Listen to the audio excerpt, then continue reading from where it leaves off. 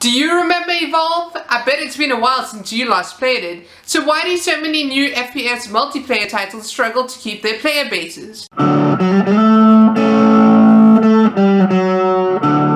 So the Xbox Live Games with Gold list for March 2017 has just been revealed, and it seems like Xbox One owners can look forward to owning Evolve Ultimate Edition, a well-praised FPS multiplayer game that was released in 2015. The inclusion of Evolve Ultimate Edition on this list kind of had me thinking about the game and how many gamers were really excited for it when it was first released, as well as how many gamers quickly forgot about it soon afterwards.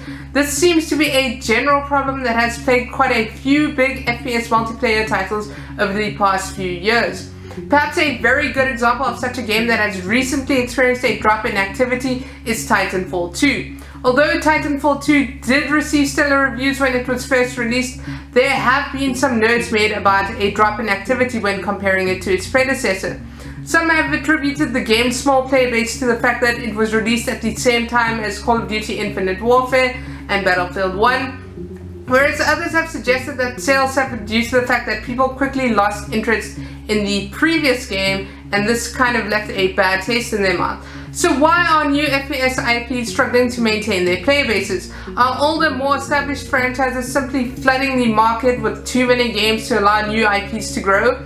Or are newer games simply just not doing enough to sustain active player bases? So let's start with determining whether franchises such as Call of Duty and Battlefield are killing new multiplayer FPS games. There is no denying that the consistent availability of a new Call of Duty or Battlefield game each year does indeed have an effect on the success of new games within the genre. Online multiplayer games live and die by their communities, and so if a consumer believes that there may not be as many active players within a particular game's community, they will neglect to buy the title. I've seen this in myself quite recently in the fact that I bought Tom Clancy's Rainbow Six Siege with a group of PlayStation friends. I bought the game quite simply due to the fact that I was assured that I would have some other people to play with. It is harder to want to play a competitive game that is supposed to be somewhat social in nature if you feel that firstly you won't be able to find a match, and secondly that there will be nobody to interact with if you do. As a general, there are a lot of gamers who tend to buy most of the Call of Duty or Battlefield games when they are released. So it's almost somewhat a guarantee that if you buy one of those titles, you will have a group of people to play with, and this idea in itself boosts sales. Quite simply, if you made a group of friends while playing Battlefield 4, it is quite likely that the same group of friends carried over to Battlefield 1. Why do you have to worry about whether a game will have a good active community if there are already established brands? In this instance, it seems that the fault is both with some developers for consistently flooding the market with games within a particular series, as well as with gamers for consistently sticking to the same franchise. Are developers not doing enough to sustain active player bases in new multiplayer games? The answer to this question is both yes and no. Obviously, developers of new games cannot really do all that much to stop industry juggernauts from draining their player bases if they have already provided a new worthwhile experience with consistent incentives to keep playing the game. It is at this point that developers have to hope that gamers realize that their title provides a better experience than established franchises. This, however, is rarely the case, as there usually is something that developers can do to create an incentive for gamers to buy their new game or to simply keep on playing it. Although not an FPS title, a good recent example of this perhaps could be For Honor. For Honor is a new fun multiplayer experience available to gamers, but suffers greatly in the fact that it uses peer-to-peer networking instead of having dedicated servers, which has resulted in long wait times to simply find and start a match, as well as instances where people rage quit and in turn end the entire game for all players in the lobby. These are issues that could break a community's interest in a new game, and at the time of this recording, there has been no statement from Ubisoft suggesting anything that may fix these problems. With regards to Titanfall 2, perhaps it was not the best idea for EA to have released, from all accounts, what appears to be a very good game in between the release of one of their flagship titles within the same genre, as well as that of their greatest competitor. It is important to note that Activision and EA kill off their own communities by releasing new Call of Duty and Battlefield games so frequently, and thus a newer IP such as Titanfall 2 never really stood a chance. Even after almost halving the price of the game so soon after launch wasn't enough to recapture the sales numbers that perhaps could have been gained had the game been released in a different release window. As for Evolve, many gamers felt that the game, although exciting, didn't quite provide enough content to keep up interest for a long time, and Turtle Rock also didn't do quite enough to rectify the situation. So it is very clear that there are particular steps that developers can take to help their games maintain a strong, active community. Whether or not they choose to act upon them is a different story.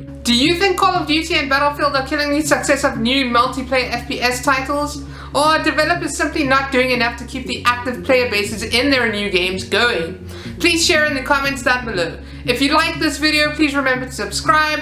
Thanks for watching, and I'll see you in the next one.